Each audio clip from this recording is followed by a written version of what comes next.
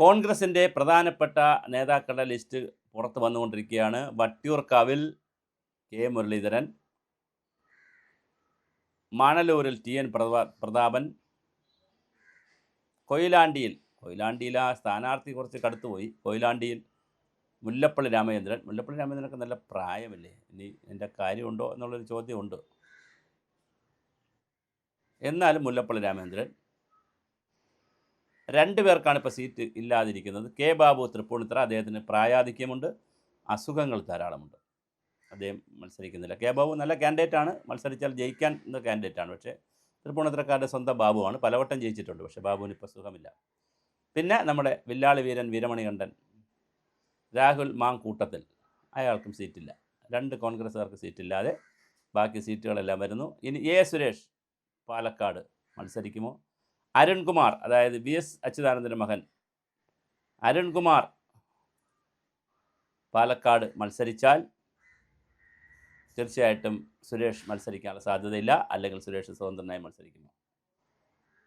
സന്ദീപ് വാര്യർ ഒല്ലൂർ, തൃശ്ശൂർ, തവന്നൂർ ഇങ്ങനെ പല മണ്ഡലങ്ങളും പുള്ളിക്ക് വേണ്ടി കറങ്ങുന്നുണ്ട്.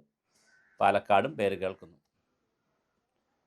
എം.പിമാരാരെയും മത്സരിപ്പിക്കേണ്ട എന്നാണ് ഇപ്പോഴുള്ള തീരുമാനം. ഇനി എന്തെങ്കിലും ഇളവ് കിട്ടുകയാണെങ്കിൽ അത് ഷാഫി പറമ്പലിനും അങ്ങനെ ആർക്കെങ്കിലും 1-2 പേർക്കൊക്കെ, ബെന്നി ബെഹനാനും ആർക്കെങ്കിലുമൊക്കെ കിട്ടുന്നെങ്കിലേ ഉള്ളൂ. എന്തായാലും മത്സരിക്കേണ്ട എന്നാണ് തീരുമാനമെടുത്തിരിക്കുന്നത്.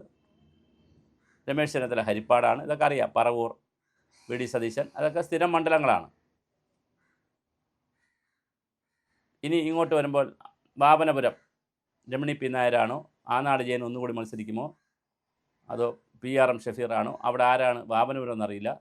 അതുപോലെ തന്നെ നെടുമങ്ങാട് PR.M. ഷഫീറാണോ മത്സരിക്കുക എന്നറിയില്ല. തേക്കട അനിലുണ്ട്, ഒത്തിരി പേരുണ്ട്. പാലൂർ രവി മത്സരിക്കാൻ സാധ്യതയില്ല, 72 വയസ്സ് കഴിഞ്ഞു, മത്സരിക്കാനുള്ള സാധ്യത കുറവാണ്. അങ്ങനെ വളരെ വ്യത്യസ്തമായിട്ടുള്ള സ്ഥാനാർത്ഥികളെയാണ് ഇപ്പോൾ കോൺഗ്രസ് രംഗത്തിറക്കിയിരിക്കുന്നത്. തിരുവഞ്ചൂർ രാധാകൃഷ്ണൻ കോട്ടയത്ത് മത്സരിക്കാനുള്ള എല്ലാ സാധ്യതയും കാണുന്നുണ്ട്. അദ്ദേഹത്തിനും പ്രായാധിക്യമൊക്കെ ഉണ്ട്, എങ്കിലും ആരോഗ്യ പ്രശ്നങ്ങളൊക്കെ ചെറുതായിട്ടുണ്ടെങ്കിലും അദ്ദേഹം മത്സരിക്കാനുള്ള സാധ്യതയാണ്. കാരണം സീനിയർ നേതാക്കളെ എല്ലാവരെയും അങ്ങ് ഒഴിവാക്കാൻ സാധ്യതയില്ല. Senior നേതാക്കളായിട്ടുള്ള VD. സതീശൻ, ഇപ്പോൾ സീനിയറിലായിട്ട് പ്രതിപക്ഷ നേതാവാണല്ലോ, വി.ഡി. സതീശൻ, രമേശ് ചെന്നിത്തല,